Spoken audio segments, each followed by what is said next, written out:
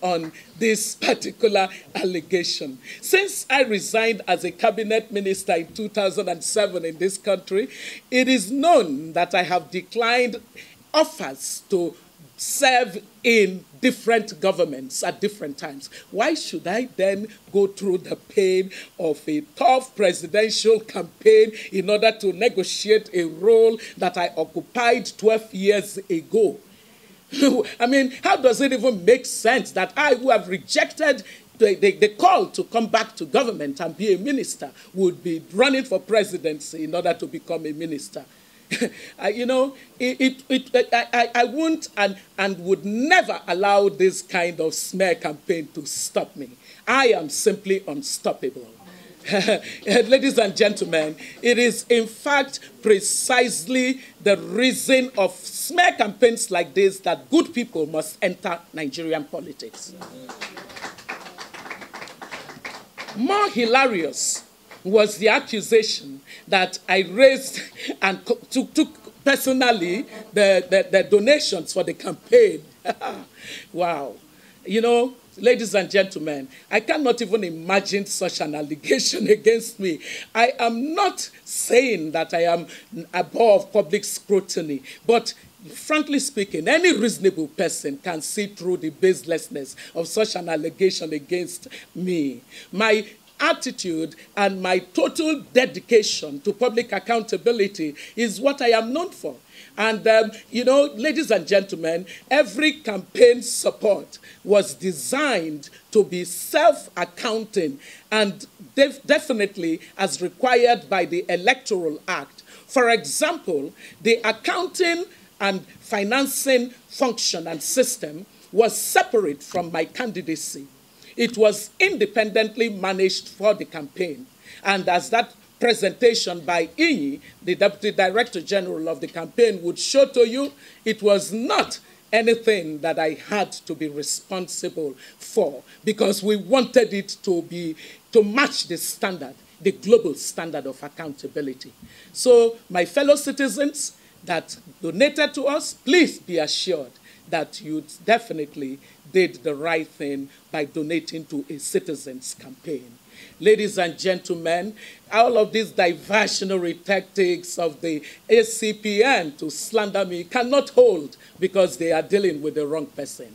As an official of the federal government of Nigeria, I took a 90% cut in salaries in order to serve my beloved country. I left government with my integrity intact and my name untainted. In all the years that I was in public, private, or development sector, there has never been any allegation of corruption against me. Not one. I have stayed true and consistent to my values in private and in public. If I remained incorruptible in government, would it not be senseless and cruel for anyone or for me to suddenly be the kind of person that would divert funds?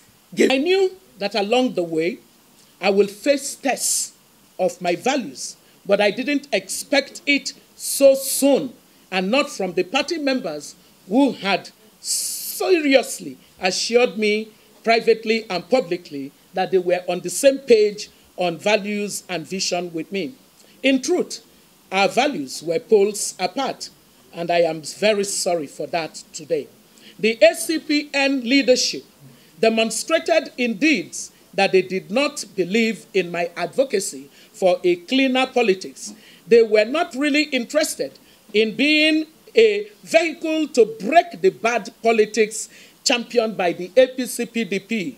In fact, the ACPN leadership began to act like junior siblings to the twin APC-PDP party. At one point, we were supposed to have a meeting with all the state coordinators of the party. Instead of the ACPN leadership to be honest about the strength of the party that they had assured me about and explained to me that some states did not have any presence or coordination at that time, they hired fake coordinators and asked the campaign to fly them into Abuja for the meeting. You all saw how they demonstrated their preferred brand of politics last week by endorsing the ruling APC in a classic somersault. Deceptive politics of transaction at its worst. Ladies and gentlemen, this is, I think I have a problem with this now. My relationship with the ACPN became problematic once they faced the reality of my modest financial means that I had transparently disclosed to them from the beginning. Their mistake was that they harbored two wrong assumptions about me. First, they assumed that I was one of those who, having served in government, would have a stash of looted public funds hidden somewhere to expend on the elections. When they realized that this was not the case, they made a second wrong assumption by believing that I would be willing to go and obtain foreign cash to prosecute my campaign. The leadership of the party became frustrated that I was not using my global network, according to them, to get some countries, organizations, and foreigners to donate money to the party, like APC and PDP always do. The more they told me that the more they said this, the more I told them that I was committed to abiding strictly with the provisions of the Electoral Act and the INEC rules on campaign finance, and was not going to negotiate any of that in order to satisfy their monetary demands. And the more frustrated they became as this went on. Ladies and gentlemen, in all of these, the options before me became very clear. I could give in to the ACPN's desperation and use any means necessary to satisfy those fellows, or I could uphold my values and leave their fold. I could succumb to their pressure, pretend as though I did not see how utterly corrupt their ransom demands were becoming, and continue with the campaign, or I could just step up at a great personal cost to myself and walk away and say enough is enough. Immediately, I expressed my options with such clarity. The choice was easy. I cannot do anything that contradicts my eternal values. For someone who was running for office with a promise to fix our politics, getting mired in the mud of transactional anti-people politics would have represented a quick fall. God forbid. I had to live my values. I had to follow my truth, and I am very proud that I did that. The only thing